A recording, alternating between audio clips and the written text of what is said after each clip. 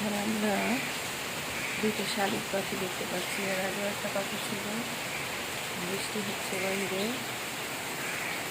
বৃষ্টির কারণে একটু আসতে রয়েছে।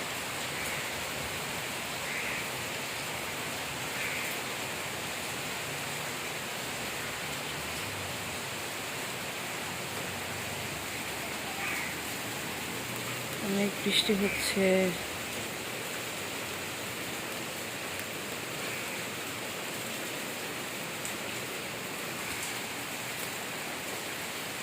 বৃষ্টি হলে পাতাগুলো একদম সতেজ লাগে বৃষ্টির পানি পড়াতে।